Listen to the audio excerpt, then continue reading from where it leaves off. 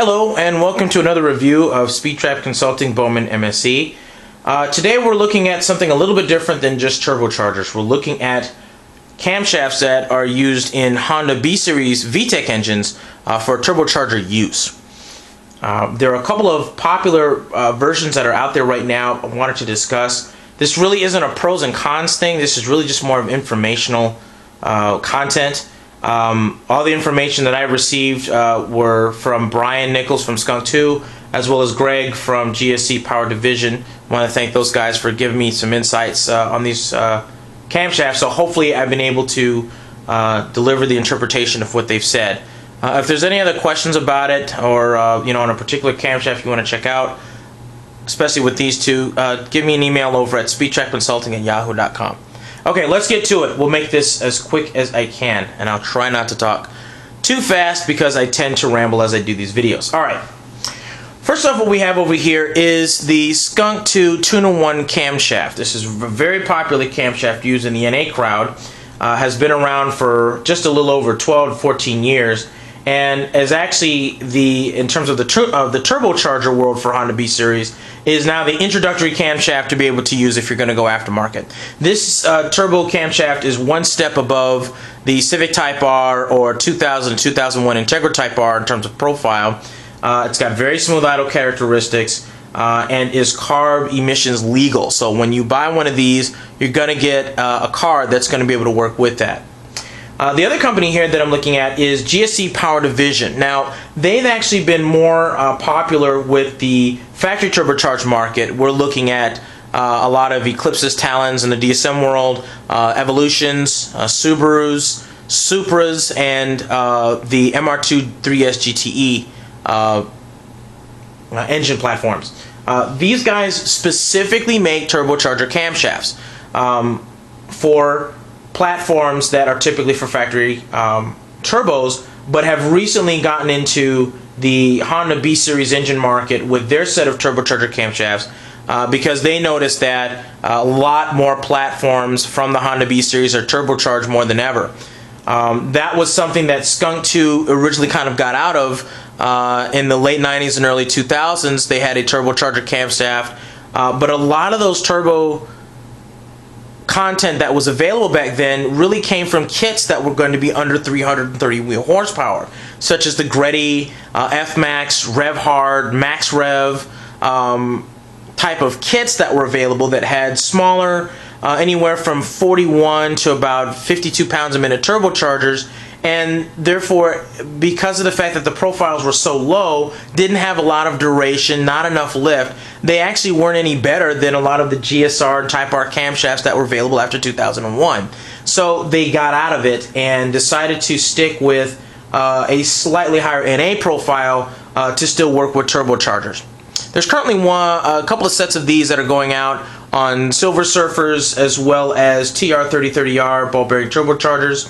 Very popular with that. It's got a very smooth idle, like I said before. While these are going to be in that same category of turbocharger, but can go actually a bit higher into those past 35R range or 61 pounds a minute. What I'm going to do really is just kind of read out a couple of specifications from both of them and show some unique characteristics. Before I read those out, but let's just look at the content because they definitely look different from one another. Okay, the GSC Power camshaft is made of chilled cast iron, okay, but they have a little bit more nickel content outside on the journals here. They are parkerized, and so you need to have specific methodology in terms of break-in. Okay, you need to use a conventional oil, something with a high zinc content, nothing that's going to be able to be synthetic because a lot of these oils don't have a high zinc content anymore. You'll see that from the cam sheet that they'll give you. This is an instructional sheet. Please follow this. This is apparently gold because we're going to install ours pretty soon. And on the other side, you'll notice, of course, there's going to be your cam specifications that you're going to need to be able to degree the cams in. The Skunk2 version is also made of chill cast iron. Notice on both sets of cams, there's no service holes. That's one way of being able to make sure you can tell from a fake. and that you might be having an OEM camshaft instead. Obviously, with the GSC Power Division, it's a very unique looking camshaft, so you know if you've got it or if you don't. Okay. The other thing about the GSC Power Division is it has its markings and etchings right on the intake part of the camshaft. It shows the exact part number on the very top portion here, and then it shows GSC or HK GSC on the very bottom. With the Skunk2 camshaft, this one is one of the new posted markings, and they're not hand etched anymore. This one has the letter N on it. I know that there's some information out there in terms of what specific markings are on Skunk2's camshaft, so you can make sure that you don't have a fake. Check that one out. But N, or I believe it's N01 from the hand etched ones, are what's used in a Skunk2. Also, as you can tell on the Skunk, this one here has the etching right here, there, to show you that it's a genuine Skunk2 camshaft. Okay. The break-in process for this is very specific. Again, what they want you to use is conventional oil to be able to break in the process, and they want you to use assembly lube to assemble these. So guys, don't use any conventional motor oil in assembling this. I know that Skunk2 didn't originally say anything on their cam sheet. This is their sheet here. Okay, that shows the year, model, part number, and on the other side it has its specifications on it. And even though it doesn't say anything about its specific break-in methods, I would think based upon the fact that they're on the same materials, they would probably follow the same guidelines. Okay. What they're saying specifically is that when you're starting the engine, you have to go by the clearances from your bearing clearances. So if you're set pretty wide apart, go by that viscosity of oil in a conventional manner. And once you start to run the engine for the first 2 minutes, you want to do so at 2,000 to 3,000 RPMs. And then for about 8 or 10 minutes, run it between 15 and 3,000 RPMs. After 20 minutes, let the engine go completely cold, and then do the same thing one more time. So after the second time you do this, you can go ahead and drain the oil and put in your synthetic high zinc content oil. The one thing that I like about the GSC is the fact that the ramp angle is a little bit more aggressive than that used with the Tuner 1. This is their T1 camshaft and is basically able to go everywhere that the Tuner 1 all the way up to the Pro 1 would be able to perform. I'm not entirely sure, but I can kind of infer that after 61 pounds a minute, 35 bar size or so, if you decide to stay with Skunk, you want to go with their Pro 1 series, as this particular camshaft is kind of like the all-around monster. Once you put these in, you don't have to change again. It wasn't originally made to go with, you know, big turbos over 35 bar and 62 sizes, but it seems to be able to work okay so far at this point. So that's why I don't necessarily say one is completely better than the other.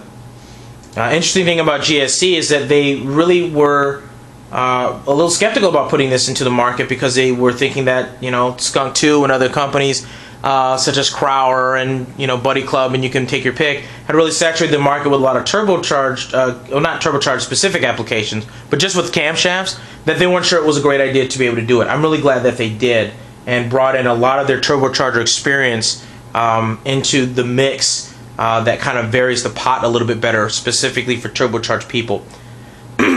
So let's look at the specs for the Skunk2 Tuner 1, and then I'll let you guys go, and then we'll compare that with the GSC.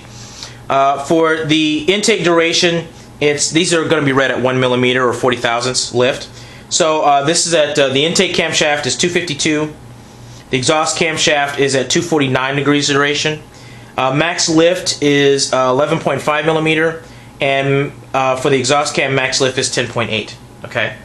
For the GSC, it's a bit more aggressive, especially that would account a lot for its loping idle, especially because of the cam ramping angle that it has. This one at 1 millimeter is actually at 260 on the duration on the intake camshaft, and 254 on the exhaust camshaft. Max lift on that is 12 millimeter on the intake camshaft and 11.5 millimeter on the exhaust camshaft. You should see it right here below on your screen. That's really a great way of comparing the two. They're very, very similar profiles. This one from GSC Power is a bit more lopey idle.